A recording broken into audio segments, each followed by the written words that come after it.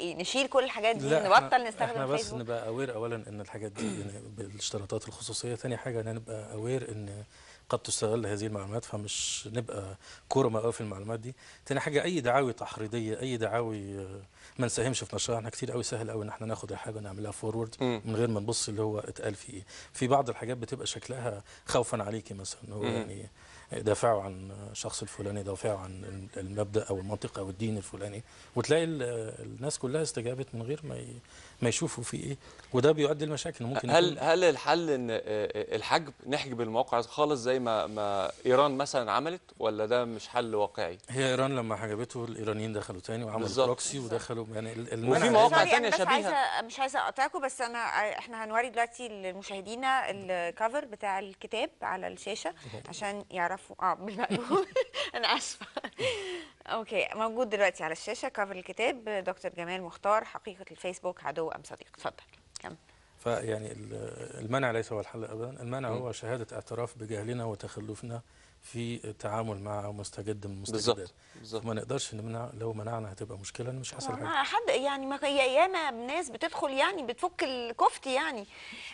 ده في هاكرز بيدخلوا دلوقتي على الفيسبوك على الاكونتس بتاعت الناس وبيدخلوا عليها وبيجيبوا الباسورد وبيبعتوا مسجز منها ويكتبوا على الوال لناس وحصل كتير. حصل كتير. انا عارفه 4 من صحابي حصل لهم كده مثلا. حصل ان الفيسبوك اعترف ان في حد من الهاكرز دخل واخذ الداتا وقالوا احنا يعني كانت مشكله وتم حلها، بس هي مش مشكله، هي مصيبه. هي كارثه. صحيح. كارثه. يعني هو دخل الناس ممكن تستخدم. اخذ الداتا بتاعت 70,000 طالب في امريكا وقال انا عندي الداتا ديت، ويعني اتمنظروا مع الداتا ديت، ودي كانت حاجه طبعا مش لذيذه خالص يعني. في فصل في الكتاب برضو معمول عن المشاهير ورجال الأعمال والفنانين، عن تجربتهم مع الفيسبوك.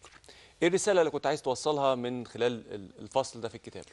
يعني كل واحد من دول تعرض لمشكلة ما أو تعرض لميزة ما، فأنت بتقولي مزايا وعيوب الفيسبوك من منطلق بعض الفنانين. في فنان يقول لك في حد انتحل شخصيتي، في فنان كتير قوي طبعا. في فنان يقول لك حصل لي عملت جروب وزودت عدد المعجبين بتوعي وتواصلت معهم أكتر. فإحنا استعرضنا المزايا والعيوب من وجهة نظر الفنانين والمشاهير وبعض رجال الأعمال وناس عاديين. فدي كانت فرصة كويسة انك تقول المزايا والعيوب من وجهة نظر ناس مهمين للناس في المجتمع.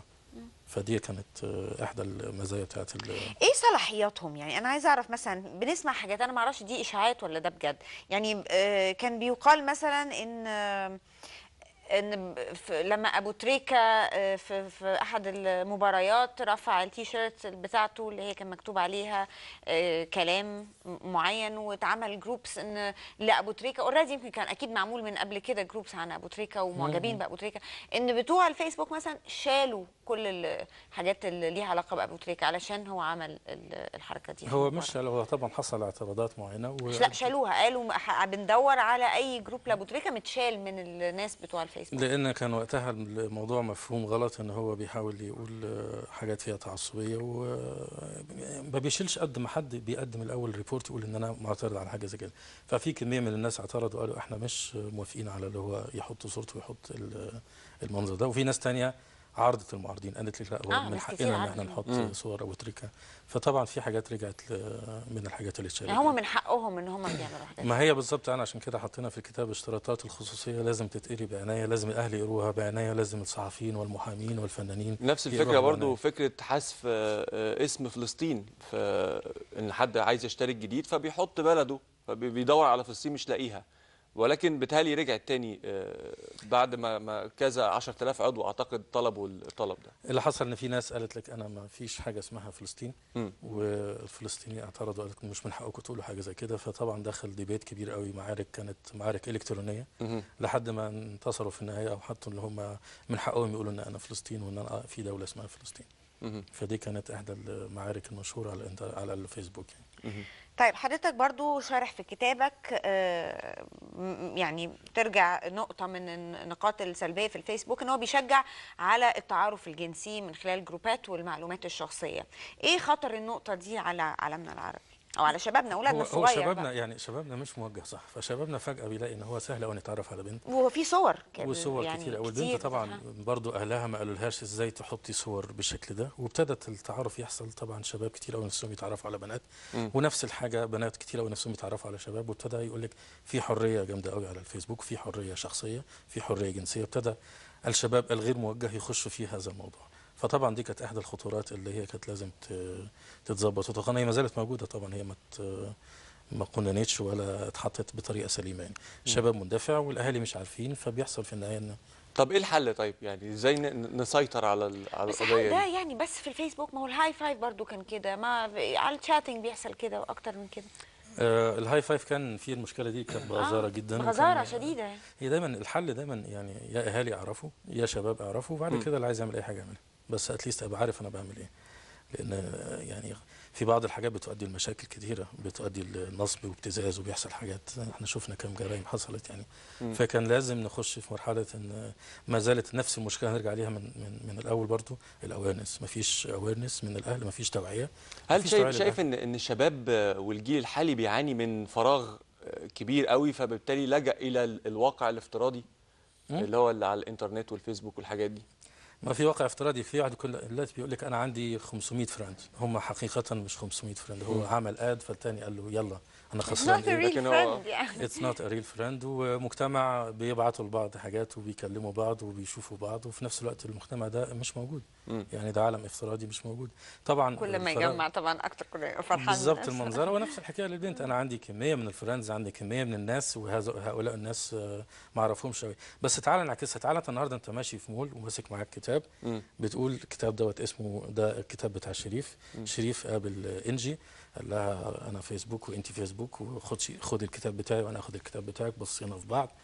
اوكي انا موافق ان انا اقبلك صديق. وبعدين كل واحد رفع يقول انا انا صديق. هل الواقع الافتراضي ده لو حقق في الواقع الحقيقي ما يمشيش طبعا. مش هيمشي. انا بس عايز اسال حضرتك حاجه برضو دلوقتي، ازاي نحمي نفسنا من الناس اللي بتنتحل الشخصيات؟ يعني انا عارفه مثلا واقعه حد انتحل شخصيه سيده متزوجه، وعمل اكاونت باسمها وابتدى يحط صورها ونمر تليفوناتها وكل معلومات عنها، وبقى الناس معتقده ان هي اللي عامله كده، ويعني صور مش لطيفه كمان محطوطه، كلام مش لطيف محطوط مهين يعني ليها ولاسرتها.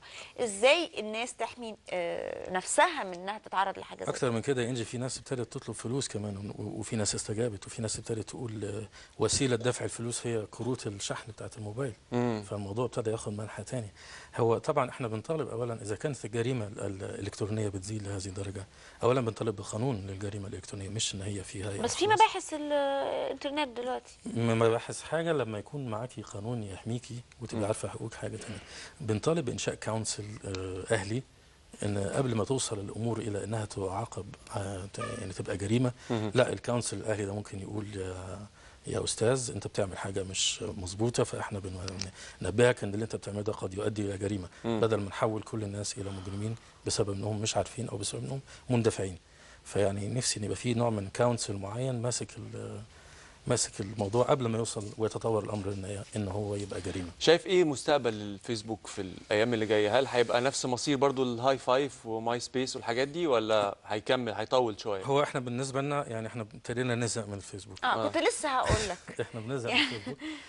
هم مش سايبيننا في حالنا، هم كل شويه بيطلع لك ابلكيشنز جديده. اخر حاجه طلعت من شهرين موضوع الشاتنج. انا دلوقتي عملت شات على الفيسبوك، فانا مش محتاج اروح لمواقع زي الامازون. فالمستقبل ان هم مش هيضحوا ابدا بكميه الناس اللي عندهم دي بسهوله.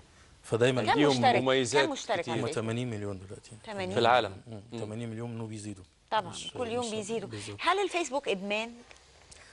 هو احنا كلنا ممكن نرد على السؤال ده. احنا في وقت من الاوقات كنا بنضيع بنفوق ان احنا ضيعنا ساعتين وثلاثه واربعه من عمرنا اليومي اللي هو ال 24 ساعه. انت عندك في ال 24 ساعه دي عايز تنام، عايز تشتغل، بتضيع ساعتين كده في الترافيك. بس قاعدين في الشغل على الفيسبوك. في شركات طبعا منعت الكلام ده، منعت ان يبقى في فيسبوك. في بنوك منعت، في مؤسسات مصريه وعالميه ودوليه منعت الفيسبوك خالص ان هو يخش. وفي ناس سمحت بيه لمده ساعه او نص ساعه. بس هو ادمان بيدمن في وقت يعني هو اعتقد انه يعني من تجربتي شخصيا هو مراحل. اول مرحله الاكتشاف، بعدين مرحله الادمان ودي بتيجي لازم، وبعدين ومرحله الترويج، انت بتروجي يعني. دايما كنا بنسال صحابنا هو انت لسه مش على الفيسبوك؟ هو انت لسه مش ازاي؟ انت متاخر جدا يعني.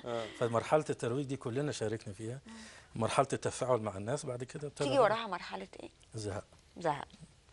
بنوصل للمرحله دي. احنا كلنا متهيألي حسينا بالموضوع ده. متهيألي متهيألي ان انا حاسس ان انا الوحيد اللي لا في انت مصر وجوزي ما دلوقتي تقلقش. اللي جوزي انا معاك. ما عنديش اكونت. انا وجوزك جوزي بيكرهه اصلا. وشريف برضه اهو. ده في ناس كتير. لا طب الحمد لله احنا كتير برضه. الحمد لله. من ادمان الانترنت هنروح بقى لادمان المخدرات الفتره الجايه. طبعا بنشكر دكتور جمال، بشكرك جدا، نورتنا.